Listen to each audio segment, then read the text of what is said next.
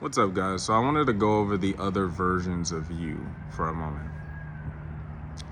Um, you know that like close-up shot of like a raindrop hitting a surface, and it kind of looks like the raindrop is like breaking off into all these little tiny mini pieces.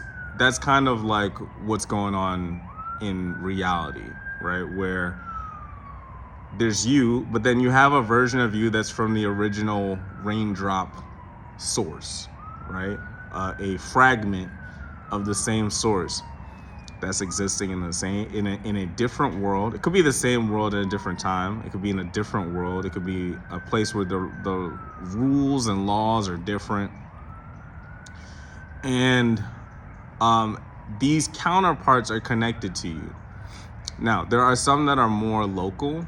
There are some that you can access the information that they have a lot easier than others. There are some that are more applicable to your life, right? These counterparts, these versions of yourself.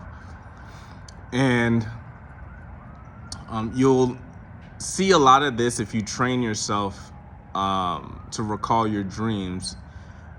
That's when that barrier kind of comes down a bit, where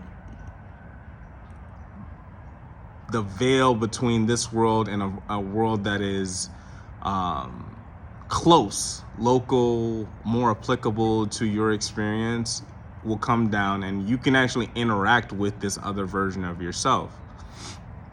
I've had an experience with this where I had a very deep meditation trance state that I went into, and I interacted with a version of myself that was on a different planet, and then I interacted with a version of myself that was living in a like kind of, it felt kind of like mythical, right? Where, you know, the things that we deem as like myths or fantasy were a bit more real over there, right? More normal.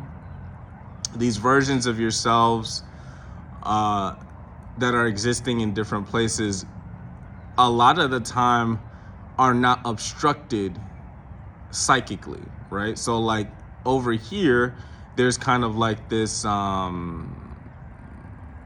theme of learning to get your psychicness back, learning to perceive things that you don't usually see. And over there, right, a lot of the times they don't have that, right? So they're aware that there's other stuff going on. It's a lot easier for them to kind of navigate in between realms and pick up on other information. This is completely trainable. This is sensitivity that is trainable here. It's just that you have to know how to train it. That's all. So the reason I'm bringing all of this up is that sometimes themes that are going on in your life are also happening over there. Sometimes it's kind of like a one-to-one thing. Sometimes it's happening in reverse. And when I say reverse, I mean like if somebody's teaching you here, right? Teaching you a concept, or you're in class or something like that, right? Over there, the roles could be reversed, where you could be the teacher over there teaching a class, right? Instead of being the student. So when you heal, right? When you heal here, when you do shadow work here, this is carrying over and it's rippling out to other versions of yourself. That connection increases when you start to remove some of the things that are obstructing your natural innate ability to pick up on information. And connecting to these realms is very cool. The only limitation that we really have is how much awareness do we have the ability to place on this other version of ourselves. Why is this useful? It allows you to have another experience, right? If you wanted to experience more mystical stuff, you can carry and bring some of that over here, right? But you can also shift your awareness completely from this realm and go to another realm.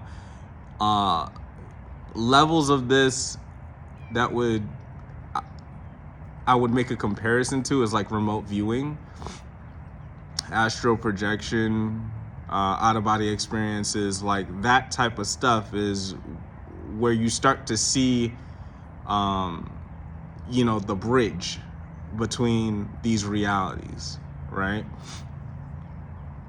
And it's really up to you on how much you want to connect to this. But I'm just pointing it out in case you ever wondered, like, hey, is this stuff real? Or like, why is it that we see, Bigfoot and the Loch Ness Monster? Some people see it, some people don't. It's a myth. Is it real? We don't know. It's a mystery, right? A lot of these mysteries, stuff with the pyramids, Atlantis, Lemuria, all of this stuff, aliens, you know what I mean? All of these different concepts, all of these different things that are going on around us are different versions of local worlds, right? And here in physical reality, we are seeing reflections of these worlds that are going on at the same time as us. And we have the choice to connect to it or not, right? A lot of the times we feel drawn to connecting a particular thing for a reason, right? From an oversoul perspective, right? That original raindrop, you may feel drawn to connecting to a very particular thing because there are lessons that you can apply here in the earth realm, or the realm of your experience, and also in a counterpart realm where you're having a different experience. These things run simultaneously. It looks like some things might be in the past, right? But that's just how we're processing it, right? A lot of times when we think medieval, we think, oh, well, that's something from, back then. But there's medieval stuff happening right now, right? This is why you may find yourself drawn to particular types of TV shows, movies. All of that stuff is happening right now, and you have access to have a deeper connection to those versions of yourself if you want it, right? You could stay fully focused here if you want to, but I'm just here to let you know what's going on and what you have access to, especially if you're having an experience that you're not really able to explain. This might help kind of shed a little bit of light of what might be going on. So hopefully this is helpful for somebody, and I will see you guys later.